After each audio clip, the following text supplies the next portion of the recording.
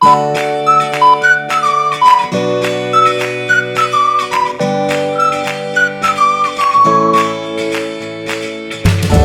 Friends, welcome to knowledge world. આજે આપણે જોવાના છે 30 સપ્ટેમ્બર 2025ના ડેઇલી કરંટ અફેર્સ, જેમાં આજના દિવસના ખૂબ જ અગત્યના પ્રશ્નો અને સાથે સાથે તેને રિલેટેડ ટોપિક વિશે પર ચર્ચા કરીશું. તો શરૂઆત કરીએ આજના વિડીયોની.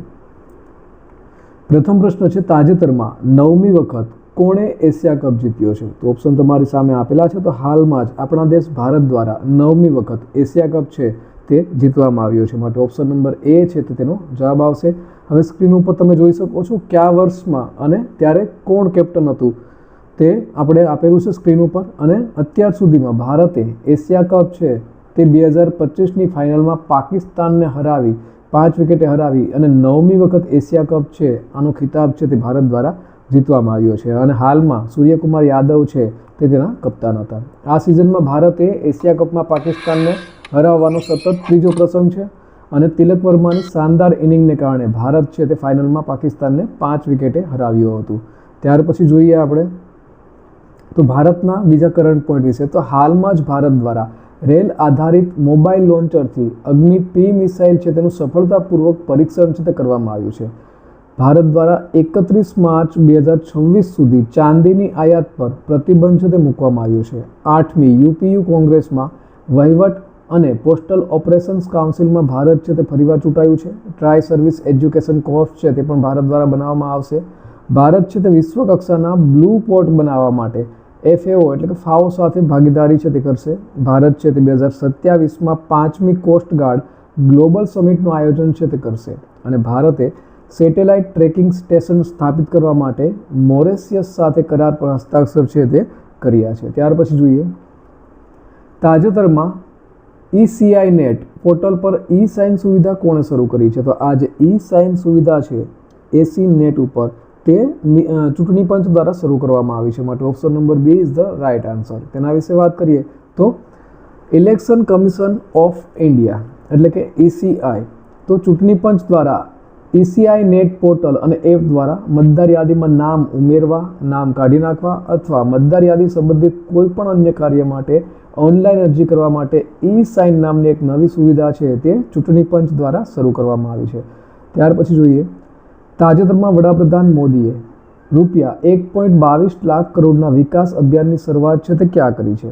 તો આની જે શરૂઆત છે તે રાજસ્થાન રાજ્ય ખાતેથી કરવામાં આવી છે, માટે ઓપ્શન નંબર B છે તે તેનો જવાબ આવશે. તેના વિશે આપણે વાત કરીએ તો રાજસ્થાનમાં વડાપ્રધાન નરેન્દ્રભાઈ મોદી દ્વારા રૂપિયા 1.22 લાખ કરોડના વિકાસ પ્રોજેક્ટનો પ્રારંભ છે તે કરવામાં આવ્યો છે. અને નવરાત્રી દરમિયાન જે રાજસ્થાનનું બાંસવાડા છે ત્યાં આ જાહેરાત કરવામાં આવી છે, જે અંતર્ગત સ્વચ્છ ઉર્જા, આદિવાસી ઉત્થાન, જોડાણ અને કલ્યાણકારી યોજનાઓ પર કેન્દ્રિત હતી અને જેનો હેતુ દક્ષિણ રાજસ્થાન અને તેની આસપાસના વિસ્તારોના સામાજિક આર્થિક લેન્ડસ્કેપમાં પરિવર્તન લાવવાનો હતો. વાત કરીએ આપણે રાજસ્થાન તો રાજસ્થાન છે તે ભારતનું ક્ષેત્રફળની દ્રષ્ટિએ સૌથી મોટું રાજ્ય છે.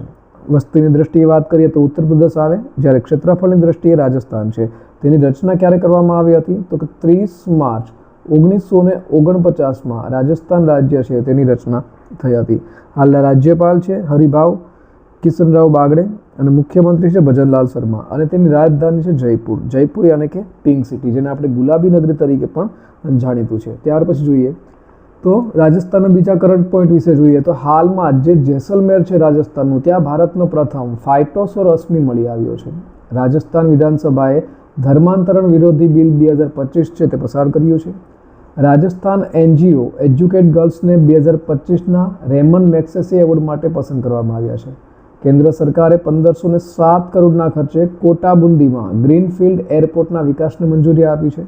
ભારતે રાજસ્થાનમાં 500 મેગાવોટનો સૌર ઉર્જા પ્લાન્ટ છે તે શરૂ કર્યો છે અને જયપુરમાં AI આધારિત AIથી સજ્જ ક્લાઉડ સીડિંગ ટેકનોલોજીનો ઉપયોગ કરી અને ડ્રોન અને કૃત્રિમ વરસાદ ઉત્પન્ન કરવામાં છે તે આવ્યો છે. ત્યાર પછી જોઈએ તાજેતરમાં BCCIના નવા પ્રમુખ કોણ બન્યા છે? તો હાલમાં જ મિથુન મનહાસ છે તેઓ BCCIના નવા પ્રમુખ બન્યા છે, માટે ઓપ્શન નંબર C આવશે.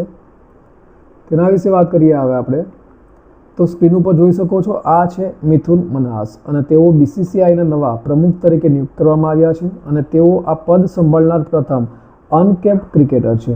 અને 97 વર્ષના ઇતિહાસમાં પહેલી વખત છે જ્યારે જમ્મુ કાશ્મીરનો કોઈ વ્યક્તિ પ્રમુખ બન્યા છે. અને મિથુન મનહાસ છે તે ક્રિકેટ અને વહીવટી બંનેનો અનુભવ છે તે ધરાવે છે. હવે બીજા અગત્યના નિમણૂક વિશે વાત કરીએ તો હાલમાં જ ગૌરંગલાલ દાસને દક્ષિણ કોરિયામાં ભારતના નવા રાજદૂત તરીકે નિયુક્ત છે તે કરવામાં આવ્યા છે. ડૉક્ટર સીમા સામી બાઉસને બીજી વખત UN વુમનના એક્ઝિક્યુટિવ ડિરેક્ટર તરીકે નિયુક્ત કરવામાં આવ્યા છે. પ્રદીપ કુમાર પ્રજાપતિએ AIIAના ડિરેક્ટર તરીકે કાર્યભાર છે તે સંભાળ્યો છે. વિશાખા મૂલ્યને આદિત્ય બિરલા કેપિટલના MD અને CEO તરીકે નિયુક્ત કરવામાં આવ્યા છે. તો FSIBએ રવિરંજનને SBIના MD તરીકે ભલામણ છે તે કરી છે. અભિષેક સિંહને નાઇજીરિયામાં ભારતના આગામી હાઈ કમિશનર તરીકે નિયુક્ત કરવામાં આવ્યા છે. તો હીરો મોટોકોર્પે હર્ષવર્ધન ચિત્તાલેને CEO તરીકે નિયુક્ત કર્યા છે. તાજેતરમાં ભારત અને કયા દેશે બ્રિક્સ અનાજ વિનિમય યોજના પર ચર્ચા કરી છે? તો હાલમાં જ આ ચર્ચા છે તે ભારત અને રશિયા વચ્ચે કરવામાં આવી છે. માટે ઓપ્શન નંબર D છે તે જવાબ આવશે. તેના વિશે વાત કરીએ તો ભારત અને રશિયા બંનેના તમે અહીં રાષ્ટ્રપ્રમુખ છે આપણા વડાપ્રધાન છે અને બીજા છે પુતિન. બંનેને તમે સ્ક્રીન ઉપર જોઈ શકો છો. અને ભારત અને રશિયાએ બ્રિક્સ દેશો વચ્ચે કૃષિ વેપારને પ્રોત્સાહન આપવા માટે બ્રિક્સ અનાજ વિનિમય રચનાની ચર્ચા કરી છે. અને આ જે પ્રસ્તાવ છે તે રશિયા દ્વારા કાઝાનમાં 2024 બ્રિક્સ સમિટમાં રજૂ કરવામાં આવ્યો હતો અને કાઝાન ઘોષણામાં તેનું સમર્થન છે તે પણ આપવામાં આવ્યું હતું. બીજી આપણે વાત કરીએ રશિયાના કરંટ પોઈન્ટ વિશે તો હાલમાં જ ભારતીય સશસ્ત્ર દળોની એક ટુકડી ઝાપડ બહુપક્ષી કવાયત માટે રશિયા રવાના થઈ છે. પરીક્ષણ પરિણામોના વચન આપ્યા પછી રશિયાએ કેન્સર રસી છે તે રજૂ કરી છે. 600 વર્ષ પછી રશિયામાં ક્રેસેનિનિકોવ જ્વાળામુખી છે તે ફાટ્યો છે. રશિયાએ તેનો સૌથી મોટો નૌકાદળ અભ્યાસ જુલાઈ સ્ટોર્મ હાથ ધર્યો છે. રશિયાએ 27 જુલાઈને રશિયાના નૌકાદળ દિવસ તરીકે ઉજવ્યો છે. રશિયા છે તે ઈરાનમાં 8 પરમાણુ રિએક્ટર બનાવશે. રશિયા અફઘાનિસ્તાનમાં તાલિબાન સરકારને માન્યતા આપનાર પ્રથમ દેશ છે તે બન્યો છે. ત્યાર પછી જોઈએ તાજેતરમાં આંતરરાષ્ટ્રીય પુત્રી દિવસ એટલે કે ઇન્ટરનેશનલ ડોટર ડે ક્યારે ઉજવવામાં આવ્યો? તો દર વર્ષે આ જે દિવસ છે આમ તો આ વર્ષે 28 સપ્ટેમ્બરે ઉજવવામાં આવ્યો, કારણ કે દર વર્ષે સપ્ટેમ્બર મહિનાના ચોથા રવિવારે ઉજવવામાં આવે છે. માટે આ વર્ષે 28 સપ્ટેમ્બર આવશે. તેના વિશે જોઈએ તો સપ્ટેમ્બર મહિનાનો જે ચોથો રવિવાર હોય ત્યારે છોકરીઓને યાદ કરી અને ઇન્ટરનેશનલ ડોટર ડે એટલે કે આંતરરાષ્ટ્રીય પુત્રી દિવસ છે તે ઉજવવામાં આવે છે. અને આની શરૂઆત છે તે પણ આપણા દેશ ભારતમાં થઈ હતી. શા માટે? તો કે અમુક સંસ્કૃતિઓમાં છોકરીઓને બોજ માનવામાં આવે છે અથવા તો પરિવારોને કલંક માનવામાં આવે છે, દીકરીઓ ધરાવતા પરિવારોને. તો આ ઉજવણી છે તે એવી પરંપરાઓને દૂર કરવા માટે અને જે છોકરીઓને બોજ તરીકે જોવામાં આવે છે તે પરંપરાઓને દૂર કરવા માટે આ દિવસ છે તે ઉજવાય છે. ત્યાર પછી જોઈએ બીજા અગત્યના દિવસો. તો 2 સપ્ટેમ્બરના રોજ વિશ્વ નારિયેળ દિવસ છે તેની ઉજવણી કરવામાં આવે છે. 3 સપ્ટેમ્બરે ગગનચુંબી ઇમારતી દિવસ ઉજવાય છે. 7 સપ્ટેમ્બરે આંતરરાષ્ટ્રીય પોલીસ સહકાર દિવસ છે તેની ઉજવણી થાય છે. 8 સપ્ટેમ્બરે વિશ્વ સાક્ષરતા દિવસ અને વિશ્વ ફિઝિયોથેરાપી દિવસ ઉજવાય છે. 9 સપ્ટેમ્બરે શિક્ષણને હુમલાથી બચાવવા માટેનો આંતરરાષ્ટ્રીય દિવસ ઉજવાય છે. તો 10 સપ્ટેમ્બર વિશ્વ આત્મહત્યા નિવારણ દિવસ છે તે ઉજવાય છે. 11 સપ્ટેમ્બરે રાષ્ટ્રીય વન શહીદ દિવસ. તો 14 સપ્ટેમ્બરના રોજ હિન્દી દિવસ છે તેની ઉજવણી થાય છે. 15 સપ્ટેમ્બરે એન્જિનિયર દિવસ અને આંતરરાષ્ટ્રીય લોકશાહી દિવસની ઉજવણી થાય છે. તો 16 સપ્ટેમ્બરે આંતરરાષ્ટ્રીય ઓઝોન સ્તર સંરક્ષણ દિવસ ઉજવાય છે. 17 સપ્ટેમ્બરના રોજ વિશ્વ દર્દી સલામતી દિવસ ઉજવાય છે. તો 18 સપ્ટેમ્બરે વિશ્વ વાંસ દિવસ છે તેની ઉજવણી થાય છે. 20 સપ્ટેમ્બરના રોજ આંતરરાષ્ટ્રીય રેડ પાંડા દિવસ ઉજવાય છે. અને 21 સપ્ટેમ્બરે આંતરરાષ્ટ્રીય શાંતિ દિવસ છે તેની ઉજવણી કરવામાં આવે છે. 23 સપ્ટેમ્બરે આંતરરાષ્ટ્રીય સાંકેતિક ભાષા દિવસ. તો 25 સપ્ટેમ્બરે અંત્યોદય દિવસ અને વિશ્વ ફાર્માસિસ્ટ દિવસ ઉજવાય છે. 27 સપ્ટેમ્બરે વિશ્વ પ્રવાસન દિવસ છે તેની ઉજવણી કરવામાં આવે છે. તાજેતરમાં ફિનલેસ સાપ જેવી ઈલની નવી પ્રજાતિ ક્યાં મળી આવી છે? તો આ જે પ્રજાતિ છે તે તમિલનાડુ ખાતે મળી આવી છે. માટે ઓપ્શન નંબર C આવશે. તેના વિશે વાત કરીએ તો સ્ક્રીન ઉપર જોઈ શકો છો. આ છે ઈલની એક નવી પ્રજાતિ જે ફિનલેસ સાપ જેવી લાગે છે. તો તમિલનાડુના કોલાચેલ નજીક ફિનલેસ સાપ ઈલની એક નવી પ્રજાતિ છે જેનું નામ રાખવામાં આવ્યું છે એપ્ટેરિક્સ કન્યાકુમારી. અને આ નામ છે તે NBFGRના સંશોધકો દ્વારા આનું નામ આપવામાં આવ્યું છે અને નામ છે તે કન્યાકુમારી જિલ્લાના નામ ઉપરથી છે તે રાખવામાં આવ્યું છે. વાત કરીએ તમિલનાડુ, તો તમિલનાડુની રાજધાની છે અને સૌથી મોટું શહેર છે ચેન્નઈ. હાલના રાજ્યપાલ છે RN રવિ અને મુખ્યમંત્રી છે MK સ્ટાલિન. અને બીજા કરંટ પોઈન્ટની વાત કરીએ તો તમિલનાડુના મુખ્યમંત્રીએ અંબુ કરંગલ યોજના શરૂ કરી છે. ફેક્ટરી અને ઉત્પાદન રોજગારમાં તમિલનાડુ છે તે ટોચ ઉપર છે. સ્વસહાય જૂથના સભ્યો માટે ઓળખ કાર્ડ જારી કરનાર તમિલનાડુ છે તે પ્રથમ રાજ્ય બન્યું છે. તમિલનાડુ સરકારે ગુનેગારોને સજા તરીકે હોસ્પિટલ, વોર્ડ સફાઈ અને ઓપીડી સંભાળ સહિત 16 સેવાઓ શરૂ કરી છે. તમિલનાડુ HAWK સિસ્ટમ લાગુ કરનાર ત્રીજું રાજ્ય બન્યું છે અને થાયુમનવર થિટ્ટમ યોજના તમિલનાડુમાં શરૂ છે તે કરવામાં આવી છે.